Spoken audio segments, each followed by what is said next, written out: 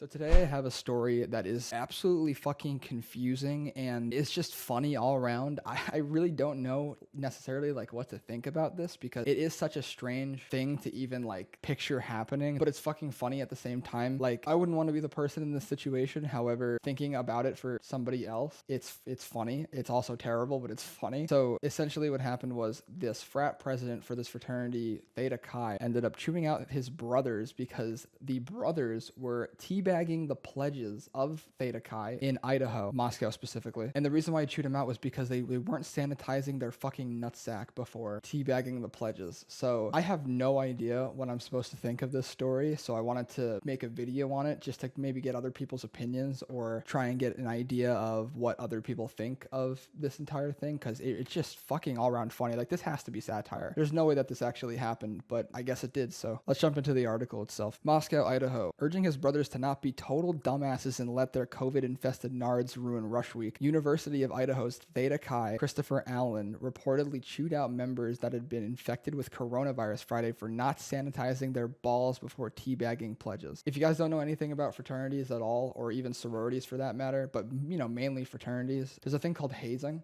And in these fraternities, basically what they'll do is after Rush Week, then what'll happen is the members of the fraternity will do a bidding process. And I can't go into that to like the amount of detail I would like because it can be different for other fraternities. After the bidding process, if you do get a bid, then you become a pledge. And in this pledging process, you end up getting hazed throughout the entire process until you become initiated towards the end, which is usually the end of the semester. Now, for Theta Chi, I'm not entirely sure what their Rush Week or pledging process is around the nation. It could, like I said, it could be different for other colleges, but I can tell you that I didn't go through something like this. So there's that right off the bat. But continuing with the article, the president apparently said, "All right, guys, I really shouldn't have to say this again at this point, but if you're going to slap your scrotum on a newbie's face and make him lick it, that shit better taste like straight up Purell," said Allen, adding that he specifically requested hand sanitizer stations to be placed around the house so that residents could easily disinfect their balls, penises, or assholes before forcing freshmen to perform lewd acts on them. What the fuck are you supposed to think of when you read something like this? This is the most confusing thing that I've ever seen. I am super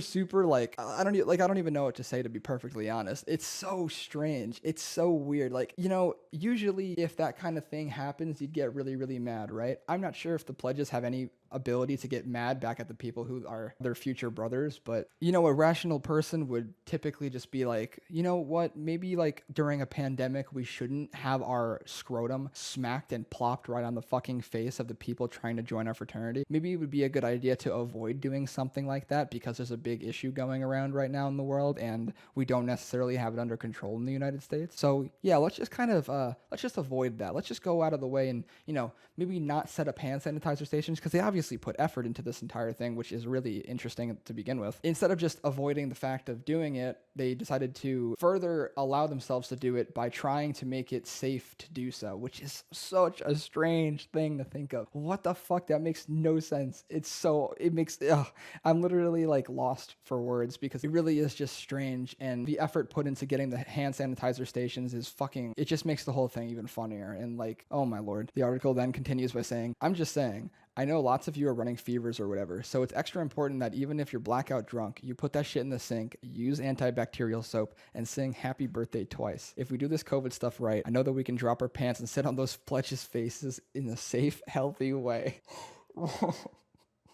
What on earth? I can't believe there's no way that an actual person said this. There's absolutely no way that a real person said this kind of shit. How the fuck can you say we can drop our pants and sit on these pledges' faces in a safe, healthy way? In a safe, healthy way to just drop your scrot right on the fucking top of somebody's face. Like, that combination of words should not be in the same sentence. That just is a strange thing to even think of. And like, what the fuck are you supposed to think of something like that? This person apparently actually said this shit and then continued to advocate for not dropping this kind of act and just continuing through with it and making it even more so feasible in the middle of this entire pandemic. It's It's so strange to think of and such a weird thing to do. But, you know, I guess people in Theta Chi at the University of Idaho are just strange. I guess they like plopping their balls on people's faces. I'm not necessarily into that kind of thing, but I guess there are people that are. You know what? You do you. That's fine by me. But as long as the other person, you know, doesn't care about getting someone's scrotum just smacked up against their face and then having a lewd act being performed, quote unquote, then, you know, it's fine by me. Whatever. Just don't do it to me. I don't want that kind of shit. But, you know, you do you, like I said. Next article says, but if we don't, say goodbye to fall formal, especially you, Kyle. Your balls are disgusting.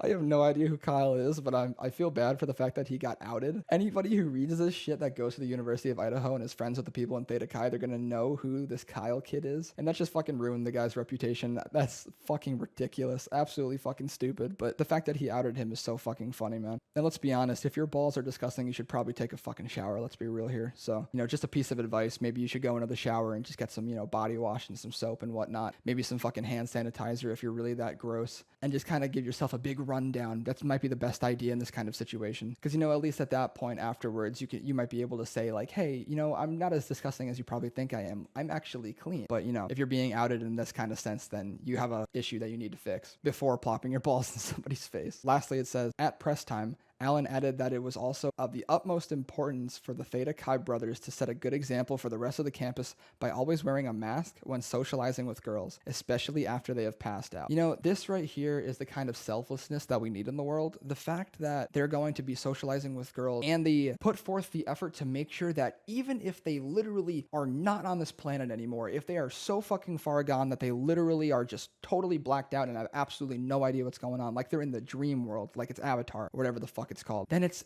nice and comforting to know that they're going to continue wearing a mask. That is fucking beautiful to see. This is the kind of selflessness we need. The fact that these people can drink to the point where they get destroyed and not even fucking like exist anymore, but still wear a mask that's insane. You know, these people are out here wearing a mask, hanging out, drinking, you know, having a good time under COVID regulations and whatnot, and the school's regulations as well, and still have the ability to wear a mask in situations like this. Like, what about the people who don't wear masks when going to the grocery store? Like, you don't have an excuse. These people are dedicated. These people know what's up. These are the people that will go out of their way to save you, man. These are the people that will put you before them. Oh, you're socializing with girls? Well, you know, I wear a mask even when I'm fucking dead. Really? You wear a mask when you're dead? Yeah, of course I wear a mask when I'm dead. When I'm fucking blackout drunk, the last thing that's getting to me is COVID. I'll have someone put their fucking fat pussy lips on my mouth, but I'm not going to get COVID in any way possible. There's not a single chance in hell. If I'm down and out, put my fucking mask on. I don't want no fucking anti-maskers at my fucking house. Super, super fucking funny. I absolutely love it. I advocate for masks, of course, but it's so weird to see them dodge the fact that they're putting their fucking nutsacks on other people's faces, but they're putting high priority on the fact that they need to set a good example for the rest of campus. I don't know how the fuck you set a good example when you're literally admitting to having your scrotum lying on somebody's fucking forehead, but I guess that's just how the world rolls. I guess that's just how everything works in Idaho. And, you know, as time goes on, as long as the pledges are cool with it, then, you know, who's going to be mad about it? You know, I don't really know what else to tell you. There's really not much more to say about it besides the fact that, yeah, this is weird.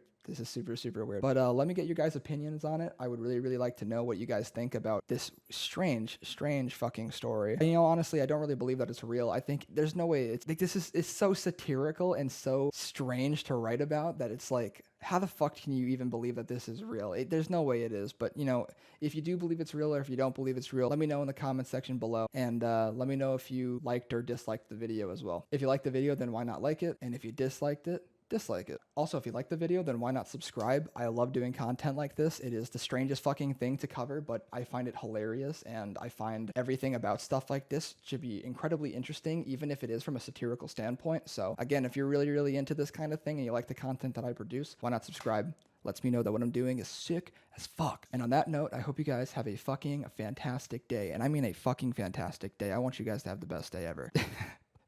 But seriously, yo, I'll see you guys later. Peace out.